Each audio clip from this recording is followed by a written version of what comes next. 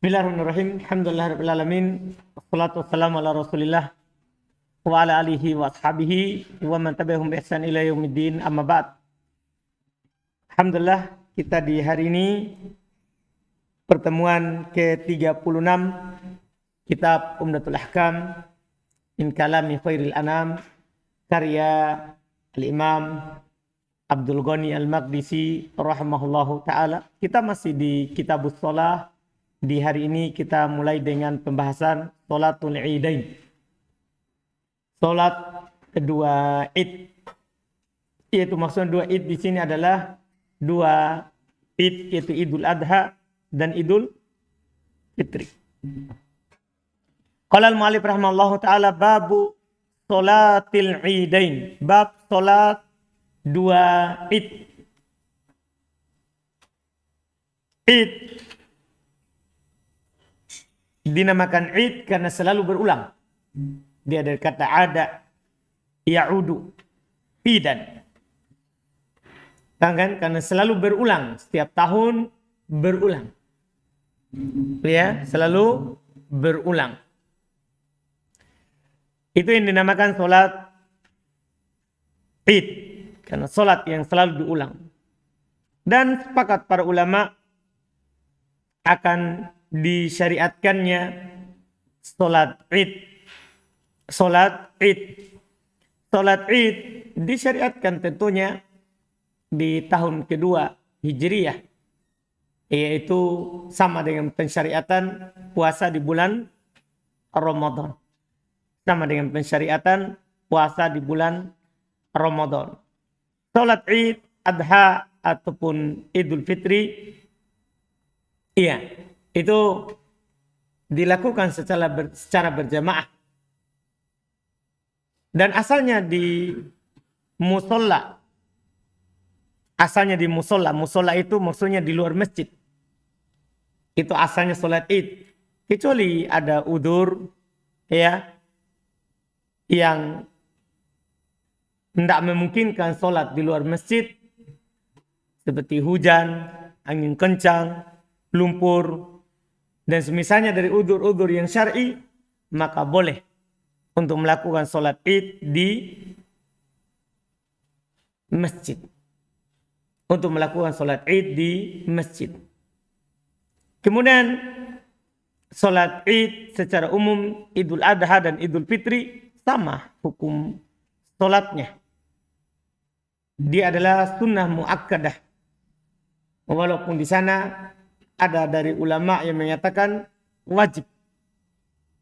Dan menyatakan wajib adalah maksudnya adalah fardu kifayah. Yang menyatakan wajib adalah fardu kifayah. Artinya kalau sudah ada yang melakukannya, gugur dosa dari yang lain. Gugur dosa dari yang lain. Mayoritas dia sunnah muakkadah, sunnah yang sangat dianjurkan. Yang menyatakan juga wajib, ya tidak pantas ditinggalkan. Karena dia adalah fardu kifayah menurut mereka. Kemudian dari sisi keluarnya di sholat Idul Adha sama Idul Fitri sama-sama disunahkan untuk keluar jalan kaki.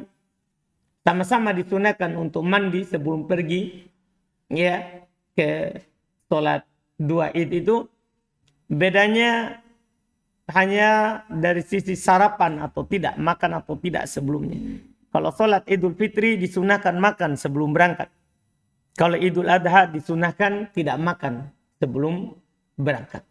Nanti makannya pulang. Ini beberapa hal terkait dengan dua sholat ini. Iya. Dan sholat Id itu tanpa adzan, tanpa iqamah. Tidak ada pula kata sholatu jami'ah. Sholat secara berjamaah. Bahkan di Idul Adha, di Idul Fitri sama-sama disunahkan untuk khutbah sebagaimana sebentar. Hadits yang pertama yang beliau sebutkan. Kita lihat kata al-mu'allif rahimahullahu ta'ala, An Abdullah ibn Umar radhiyallahu ta'ala anhu maqala. Karena Nabi sallallahu alaihi wasallam wa Abu Bakrin wa Umar yusalluna al-idaini qabla al-khutbah. Kata beliau dari Abdullah bin Umar radhiyallahu taala anhuma, adalah Nabi sallallahu alaihi wasallam, Abu Bakar, Umar, mereka sholat dua Id, yaitu Idul Adha dan Idul Fitri sebelum khutbah. Nah, ini pertama urutannya. Di dalam pelaksanaan sholat Id itu tidak sama dengan Jumat. Kalau Jumat khutbah dulu baru sholat. Kalau ini sholat dulu baru khutbah. Dan beda juga kalau khutbah Jumat wajib kita dengar. Kan tidak boleh kita lalai, tidak boleh kita melakukan yang lain. Kalau khutbah Id sunnah didengar. Artinya setelah sholat kalau ada orang pulang tidak ada masalah. Cuman dia tidak dapat pahala sunnah. Jadi jangan sampai disamakan dengan khutbah Jumat. Jangan sampai disamakan dengan khutbah Jumat. Ini oleh karena itu di masa salaf kadang ya mereka setelah sholat pergi. Sehingga dinukil dari sebagian zamannya para pemerintahan kaum muslimin, dia balik. Khutbah dulu baru sholat. Karena banyaknya orang pulang kalau sudah sholat. Nah itu tidak salah karena memang mendengarkan khutbah Id sunnah. Beda dengan mendengarkan khutbah Jumat. Iya, jadi di sini jelas sekali bahwa sholat itu sebelum khutbah. Kemudian di hadis ini pula diisyaratkan bahwa dalam sholat Id itu ada khutbahnya. Ada apa? Khutbahnya. Cuma para ulama berselisih pendapat tentang khutbahnya. Apakah sama dengan khutbah Jumat yaitu 2 kali atau sekali? Apakah 2 kali atau sekali? Mayoritas seperti orang-orang Syafi'iyah mengatakan 2 kali sama dengan khutbah Jumat. Sama dengan apa? Khutbah Jumat. Diantarai oleh duduk. Kemudian di khutbah kedua doa. Iya. Tapi sebagian para ulama mengatakan tidak. Sholat Id itu tidak sama dengan khutbah Jumat. Tidak sama. Dia hanya disyariatkan 1 kali saja. Karena tidak dinukil dari Nabi SAW melakukan khutbah Id 2 kali. Kecuali pada masa belum pernah sholat Id, belum khutbah di laki-laki. Setelah itu belum pergi ke jemaah perempuan. Itu ilahnya karena tidak mendengar. Ilahnya karena mereka tidak mendengar. Karena jauhnya mereka dari posisi apa? Laki-laki. Nah, itu kan bisa dijawab. Nah, kalau memang tidak didengar oleh jemaah perempuan, boleh ke sana untuk khutbah lagi ke perempuan. Dipahami kan? Tapi kalau sudah didengar, maka khutbah itu disyariatkan cuma apa? 1 kali. Karena beda antara khutbah Id dengan khutbah apa? Jumat. Iya, tapi siapa yang khutbah 2 kali tidak diingkari. Tidak diingkari. Iya kan? Karena memang dalam masalah ini tidak ada penukilan yang jelas yang langsung mengatakan 1 kali atau 2 kali. Atau 2 kali.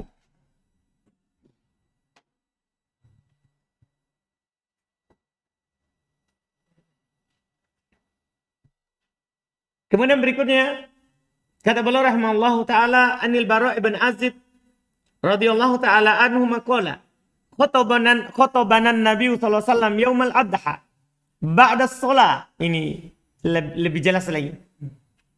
Man shalla salatana wa nasaka nusukana faqad asaba nusuka wa man nasaka qabla salat fala nusukalah. Faqala Abu Burda ibn Niyar qala al-Bara' ibn Azib ya Rasulullah. Qalul Bara' ibn Azib ya Rasulullah inni nasaktu syati qabla shalah wa araftu annal yawma yawma aklin wa syurbin fa ahbabtu an takuna syati awwala ma yudbah fi baiti fadabahtu syati fataqaddaitu qabla an ati shalah qala syatu ka syatu lahmin. Qala ya Rasulullah fa inna indana anaqan wa hi ahabu ilayya min syatain fa apa tujzi anni qala na'am wa lan tujzi an ahadin ba'dak. Masya Allah. Kata beliau dari Al-Bara' bin Azib radhiyallahu taala anhuma, beliau berkata Rasulullah Nabi sallallahu alaihi wasallam khutbah, berceramah khutbah kepada kami di hari Adha setelah sholat. Ini sebenarnya poinnya. Kalau setelahnya itu kan masalah kurban. Akan datang nanti di masalah sembelihan. Nah ini kalau di sini yang intinya itu sampai di situ saja. Bahwa Nabi SAW khutbah setelah apa? Nabi SAW khutbah setelah sholat. Itu lebih jelas lagi daripada yang tadi. Kalau tadi terkait dengan sholat idnya. Sebelum khutbah. Ini langsung jelas. Khutbah setelah sholat. Setelah itu seperti kebiasaan penulis. Beliau membawakan hadis secara utuh. Kata Nabi SAW, siapa yang sholat seperti sholat kami. Dan menyembelih seperti sembelihan kami. Maka dia telah asoban nusuk. Sudah sesuai dengan sunnah. Wa man nasaka qabla sholati fala nusukalah. Siapa yang berkurban sebelum sholat, maka tidak ada kurban baginya. Paham kan? Artinya karena kurban itu disunahkan setelah sholat. Maka berkata Abu Burda ibn Niyar, yaitu Khalul Bara' ibn Azib, yaitu paman dari pihak ibu. Dari Al-Bara' ibn Azib. Dia berkata, wahai Rasulullah, saya telah menyembelih kambingku sebelum sholat. Saya mengetahui bahwa hari ini hari makan dan minum. Saya senang. Saya ingin kambingku yang pertama disembelih di rumahku. Maka saya pun sembelih kambingku. Dan saya makan sebelum saya datang ke sholat. Kata Nabi, kambingmu hanya sekedar daging biasa. Bukan kurban. Ini menunjukkan kepada kita bahwa ibadah itu tidak dilakukan sesuai dengan apa yang menurut kita baik. Kan bagus kalau kita potong duluan pagi-pagi sebelum sholat supaya cepat dimakan. Nah, pulang kita sudah makan kondro. Kambing. Paham kan? Karena sudah masak memang. Kan begitu? Menurutnya. Tapi kan ini ibadah bukan perkara yang diatur sesuai dengan pertimbangan kita. Paham kan? Kata Nabi itu hanya daging biasa, bukan kurban. Karena kurban itu kan harus setelah sholat. Kalau dilakukan sebelum sholat, itu bukan kurban. Dia berkata, wahai Rasulullah, kami memiliki anakon. Ya, anakon itu kambing belum mencapai umur setahun. Belum mencapai umur setahun. Iya, lebih saya sukai daripada 2 kambing. Apakah cukup itu bagi saya? Nabi bilang, iya, tapi tidak cukup bagi seorang pun setelah kamu. Kan ini kan dia mau gantikan tadi. Yang dia kurban tidak cukup kan? Karena sebelum sholat. Nah sekarang dia cuma tersisa anak kambing. Paham kan? Yang belum mencapai umur usia kurban. Dia tanya, boleh nggak saya kurban itu? Kata Nabi, iya. Tapi untuk selainmu tidak. Untuk selainmu tidak. Ini pertama menunjukkan kalau dalam pembahasan kurban, kalau kurban kita tidak sah, maka kita harus kodok, kita harus ganti. Kita harus apa? Ganti. Ini terkait dengan sholat Id adalah yang pertama tadi bahwa khutbah itu dilakukan setelah sholat. Dilakukan setelah sholat. Kemudian hadis berikutnya an Jundub bin Abdullah al-Bajali radhiyallahu taala anhu maqala qala Rasulullah sallallahu alaihi wasallam yauman nahar tsumma khataba tsumma dhabaha wa qala man dhabah qabla ay yusalliya falyadhbah ukhra makanaha wa man lam yadhbah falyadhbah bismillah. Masyaallah. Masih sama dari Jundub bin Abdullah al-Bajali radhiyallahu taala anhuma. Rasulullah sallallahu alaihi wasallam salat di hari Idul Adha. Kemudian belum berkhutbah. Sama dengan tadi. Solat, setelah solat baru apa? Khutbah. Kemudian belum berkurban dan belum berkata, siapa yang berkurban sebelum solat, maka hendaklah dia berkurban. Ia sebagai pengganti dari tempatnya. Artinya kodok kurbannya. Yang tadi tidak sah. Siapa yang belum berkurban, maka berkurbanlah dengan nama Allah. Dengan membaca apa? Bismillah. Dengan membaca bismillah. Ini sangat jelas, alhamdulillah. Hadis berikutnya lagi an Jabir bin Abdul an Jabir radhiyallahu taala anhu qol syahidtu ma'a Rasulillah sallallahu alaihi wasallam yaumal Id. Tadi kan Idul Adha. Ini sekarang kita lihat lagi penukilannya. Fabada bis sholati qabla al-khutbah bila adzan wala iqamah. Ini menjadi syahid di sini. Kalau masalah salatnya kan jelas sama khutbahnya.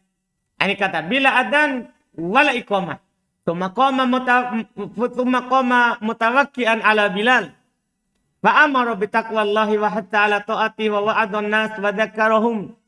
Tsumma madha hatta atan nisa wa wa'adahunna wa dzakkarahunna.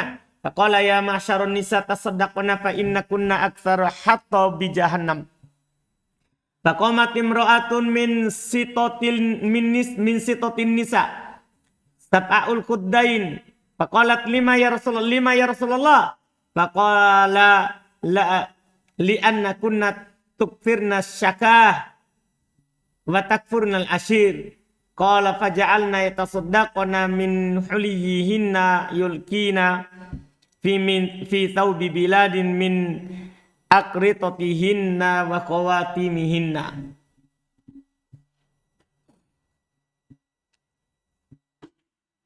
Kata beliau rahimahullah, dari Jabir radhiyallahu taala anhu, saya menyaksikan bersama Rasulullah SAW salat Id. Maka belum mulai salat sebelum khutbah. Paham kan? Berarti tadi salat dulu, setelah itu baru khutbah. Bila adzan wal iqamah, ini dia. Bahwa salat Id itu dilakukan tanpa adzan, tanpa iqamah. Salat Id itu dilakukan tanpa adzan, tanpa iqamah. Ya, tanpa adzan, tanpa iqamah. Setelah itu, setelah sholat tanpa adzan, tanpa iqamah tadi, beliau berdiri dalam keadaan bersandar kepada Bilal. Bersandar kepada Bilal, maka beliau memerintahkan untuk bertakwa. Ini isi ceramah dalam khutbah Id. Dianjurkan pertama kita berwasiat untuk apa?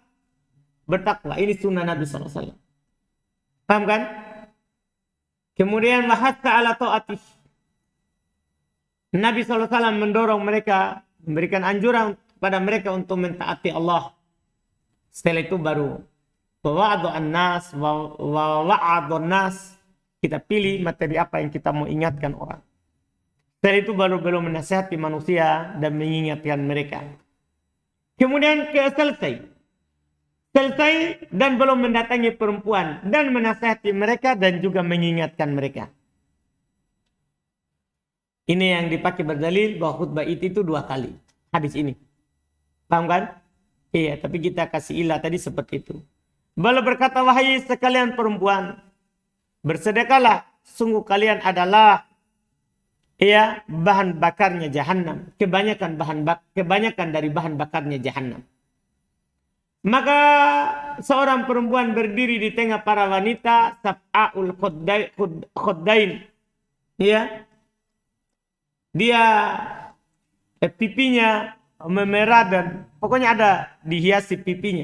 Ini tentunya kita arahkan sebelum turunnya apa? Hijab. Paham kan? Sebelum turunnya apa? Hijab. Karena hati-hati ini hadis dipakai berdalil oleh orang-orang yang menyatakan hijab tidak wajib. Karena ini sholat Id, perempuan berdiri digambarkan dia pipinya kelihatan. Pipinya apa? Kelihatan. Berarti tidak tutup dia mukanya. Tidak tutup dia mukanya. Ini hadis yang mereka pakai berdalil paling sahih. Karena Bukhari Muslim. Tapi kita katakan ini sebelum turun di pensyariatan apa? Hijab. Karena ada lagi penukilan di Id yang lain. Rasulullah dikatakan tidak ada seorang perempuan dari kami tidak punya jilbab.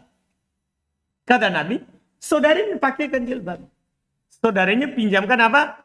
Jilbab. Jadi ini 2 kejadian. Kejadian ini belum turun hijab. Kejadian berikutnya adalah setelah turunnya apa? Hijab. Jadi tidak ada pendalilannya. Tidak ada pendalilannya. Ya. Faqala, kenapa wahai Rasulullah? Banyak perempuan termasuk dari bahan bakarnya api neraka. Kata Nabi, li'anna kunna tukfirna syaka. Karena kalian banyak mengeluh. Tahu kan? Lihat perempuan sekarang, kalau kita tidak melihat perempuan sebelum kita, perempuan sekarang sedikit-sedikit status. Kalau ada laki-laki seperti itu bahaya. Dan itu perempuan itu yang suka apa? Statusnya mengeluh. Kalau status faedah bagus. Kalau statusnya, Masya Allah, adakah mau makan coto tidak ada uang? Ngasuhnya begitu. Paham kan? Iya. Ini perempuan suka mengeluh. Iya. Watakfurnal ashir. Mereka mengingkari hasil pemberian suami. Pemberian atau kebaikan apa? Suami. Maka setelah mendengarkan hal itu, mereka bersedekah. Faja'alna. Faja'alna di sini af'al apa namanya ini? Af'alus syuru. Paham ini? Bukan artinya maka mereka menjadikan, bukan. Tapi maka mereka memulai. Yatasaddaqona. Lihat itu, khobarnya berupa apa? Fi'il mudhari. Itu ciri-cirinya. Paham gak ini? Ini af'alus syuru. Maka mereka langsung memulai bersedekah. Dari perhiasan-perhiasan mereka. Yulkina fi thawbi Bilal. Mereka lemparkan ya ke pakaiannya Bilal. Min akritotihinna. Dari anting-anting mereka. Wa khawatimihinna. Dan cincin-cincin mereka. Dan cincin mereka. Ini hadis berikutnya tentang sholat Id. Kemudian berikutnya lagi. An Ummi Atiyata Nusaybah Al-Ansariyah radhiyallahu ta'ala anha qalat amarona ta'ni Nabi sallallahu alaihi wasallam an nukhrija fil Id al-awatiqa wa dawatil khudur wa amarul huyyat ayatazilna musallal muslimin. Ini Masya Allah. Dalam sholat Id diperintahkan untuk keluar walaupun perempuan. Iya. Wa bilabdin kunna nu'mar an nukhraj yaumal Id hatta nukhrijal bikr min khidriha wa hatta nukhrijal huyyat fa yukabbirna bitakbirihim wa yad'una bidu'aihim yarjuna barakata dzalikal yaum wa tuhratahu. Ini hadis yang menunjukkan bahwa dalam sholat Id dianjurkan untuk keluar semuanya ke lapangan. Kata pula dari Ummu Atiyah Nusaybah Al-Ansariyah radhiyallahu taala anhu, beliau berkata, Rasulullah SAW memerintahkan dia memerintahkan kami, yang dia maksud adalah Nabi SAW, agar kami keluar di dua Id, mengeluarkan agar kami membawa keluar di dua Id al-awatiq wa dawatil khudur, para gadis-gadis dan yang ada dalam pingitan, dan memerintahkan juga yang sedang haid untuk keluar juga. Cuman dia memisahkan diri, ya ayat tazilna musallal muslimin. Dia pisahkan diri dari tempat sholatnya kaum muslimin. Artinya yang haid tidak berada di tengah shaf. Kan dia tidak sholat nanti. Kan dia apa? Tidak sholat.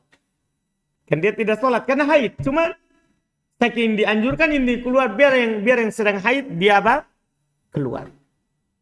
Semuanya. Dalam lafaz kami diperintahkan untuk keluar dari hari Id sampai kami membawa al-bikr, anak-anak gadis, min hidriha, dikeluarkan dari pingitannya, ya, sampai kami juga membawa keluar orang-orang yang sedang haid. Maka mereka bertakbir dengan takbir mereka, berdoa dengan doa mereka, mengharap berkah hari itu dan kesucian hari itu.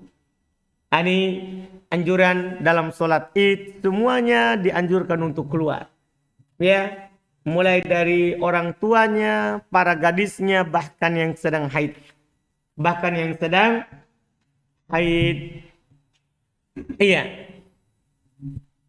Ini sudah selesai terkait dengan sholat Id. Dan di sini tidak ada yang belum sampaikan di sini, tidak ada cara sholat apa? Id. Tidak ada tata cara sholat Id. Ya, sifat sholat Id yang dinukil dari para sahabat Nabi kita Muhammad sallallahu alaihi wasallam, ya sudah dimaklumi ya, setiap ya salat kita berulang. Itu salat Id itu dilakukan dengan berapa rakaat? 2 rakaat. Paham kan? Di rakaat pertama disunahkan untuk bertakbir berapa? 7 kali. Cuman 7 kali ini berselisih pendapat apakah masuk takbiratul ihram atau tidak, itu saja. Ada yang mengatakan 7 kali selain takbiratul ihram, ada yang mengatakan 7 kali bersama takbiratul ihram. Demikian pula yang kedua. Di rakaat kedua disunahkan untuk bertakbir berapa kali? 5 kali. Sama juga ini berselisih mereka apakah 5 ini masuk dengan takbir intiqal, perpindahan atau tidak. Paham kan? Atau tidak. Dalam hal ini bebas, antum lihat saja di masyarakat apa yang berlaku supaya mereka tidak terlalu asik. Kalau mayoritas mereka masukkan malah takbiratul ihram ke 7 itu. Artinya setelah takbiratul ihram cuma 6. Cuma antum lakukan sesuai dengan ada yang di masyarakat. Karena memang ihtimal bisa 7 selain takbiratul ihram, bisa juga 7 dengan takbiratul ihram. Demikian pula yang kedua. Setelah itu sama seperti sholat biasa, ada ruku, ada sujud. Sama itu saja yang beda. Cuman disunahkan bacanya kalau ya dalam sholat Id itu setelah surah Al-Fatihah disunahkan baca surah Qaf, setelah itu apa? Al-Qamar. Di rakaat pertama surah Qaf, di rakaat kedua surat Al-Qamar, atau rakaat pertama surat Al-Ala, rakaat kedua surat Al-Ghasyiyah. Nah, itu dalam sholat apa? Id. Dalam sholat Id. Iya. Kemudian disunahkan untuk bertakbir saat keluar tadi. Diisyaratkan dalam hadis tadi. Dalam hadis tadi. Iya kan? Fayukabbirna bitakbirihim. Maka para perempuan juga bertakbir dengan takbirnya apa? Laki-laki. Sama. Tidak ada warid dari Nabi SAW bentuk takbir. Paham kan? Dari Nabi SAW. Cuma datang dari salaf beberapa jenis takbir. Beberapa jenis takbir seperti Allahu Akbar, la ilaha illallah, Allahu Akbar, walillahil hamd. Ya kan? Ada mengatakan seperti itu. Allahu Akbar, la ilaha illallah, Allahu Akbar, walillahil hamd. Ya. Itu takbir diriwayatkan dari salaf. Demikian pula takbir-takbir yang lain dalam hal ini ya tidak dinukil lafadznya yang pasti dari Nabi. Yang nukil adalah apa yang diucapkan oleh apa? Salaf. Diucapkan oleh Ibnu Umar, diucapkan oleh Ibnu Mas'ud, paham kan? Oleh Ibnu Abbas. Nah, itu penukilan-penukilan takbir ketika keluar sholat Id. Nah, dengan ini selesai pembahasan tentang sholat Id. Iya. Setelah itu belum menyampaikan sholat kusuf, sholat gerhana. Sholat gerhana. Kata beliau rahimahullah ta'ala, babu sholatil kusuf. Bab sholat gerhana. Atau ini kita akhirkan nanti. Alhamdulillah. Ada pertanyaan?